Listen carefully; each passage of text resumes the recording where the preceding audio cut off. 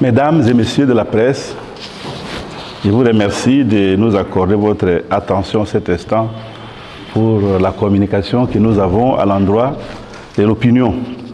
Lundi 5 juin 2023, en fin de journée, la nation congolaise a assisté à la diffusion d'un nouvel épisode du film que projette le régime du président Félix Tshisekedi à la face du monde.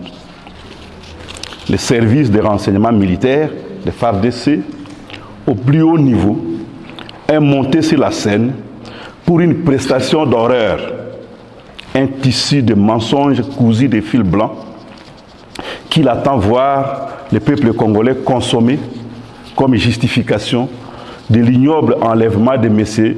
Salomon Kalonda Ididela, délégué général et haut représentant d'Ensemble pour la République.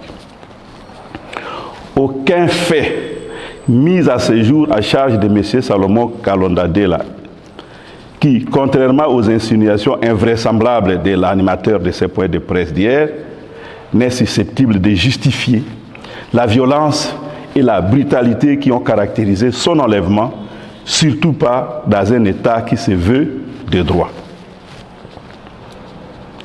Il est donc inadmissible qu'en plein XXIe siècle et dans un État qui se dit démocratique, de constater pareille violation grave et délibérée des prescrits constitutionnels relatifs à l'interpellation, à la détention et au droit sacré des simples présumés auteurs d'infractions, sans d'ailleurs le moindre indice sérieux de culpabilité. En effet, en vertu de la constitution de notre pays, nous notons que toute personne arrêtée doit être immédiatement informée des motifs de son arrestation et de toute accusation portée contre elle, et c'est dans la langue qu'elle comprend. Elle doit être immédiatement informée de ses droits. La personne gardée à vue a le droit d'entrer immédiatement en contact avec sa famille ou avec son conseil. La garde à vue ne peut excéder 48 heures. C'est l'article 18 de la Constitution qui le dit. Je poursuis. Toute personne a le droit de se défendre elle-même ou de se faire assister d'un défenseur de son choix, et c'est à tous les niveaux de la procédure pénale, y compris l'enquête policière et l'instruction préjuridictionnelle.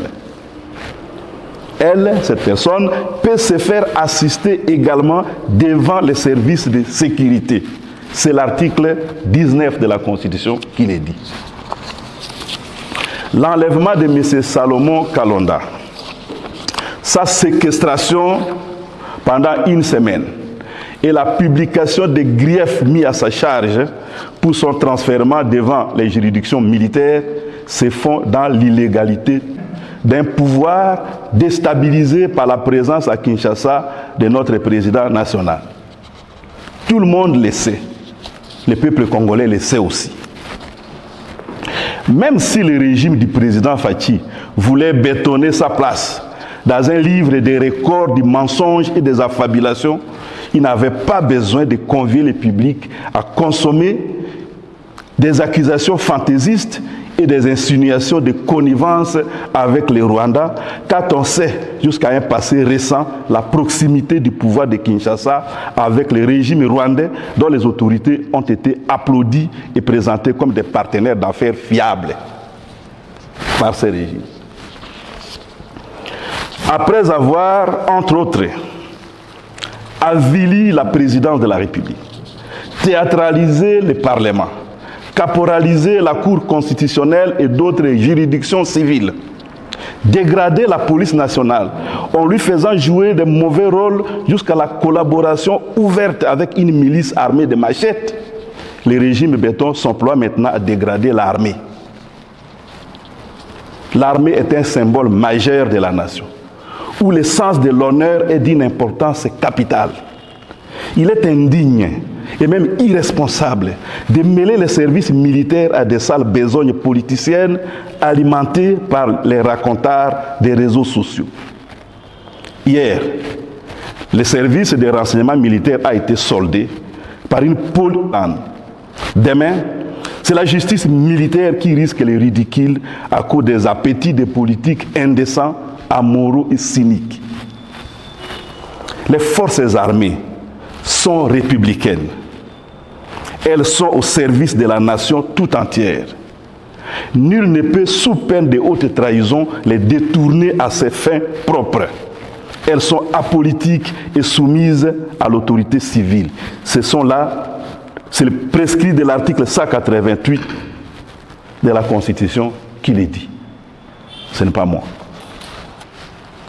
La répression, voire la persécution à l'endroit des acteurs de l'opposition procède non seulement d'un aveu d'échec face au bilan calamiteux de cette mandature, mais surtout d'un complexe de peur ou de désespoir de perdre le pouvoir face au projet alternatif que nous proposons aux Congolais de quitter définitivement leurs conditions d'esclaves aujourd'hui pour une gouvernance de qualité à la manière dont une personnalité comme notre président national, le chairman Moïse Katumbi Chapwe, a fait preuve dans son parcours antérieur.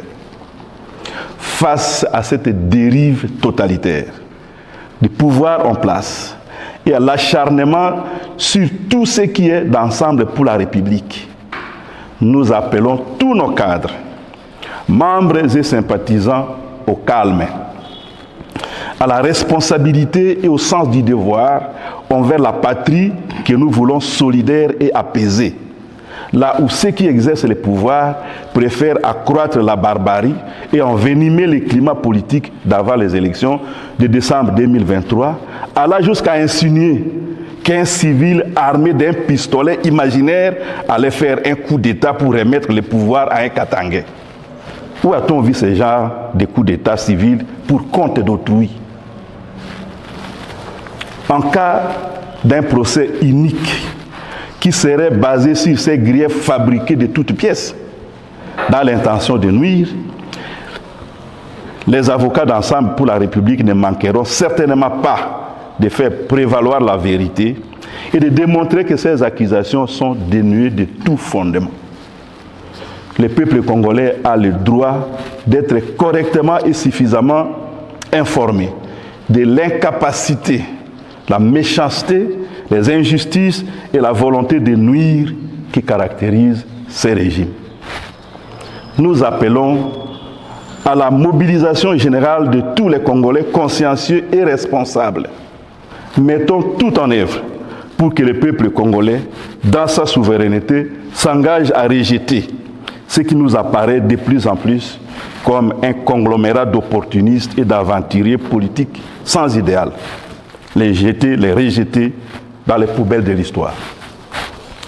Je vous remercie de votre attention.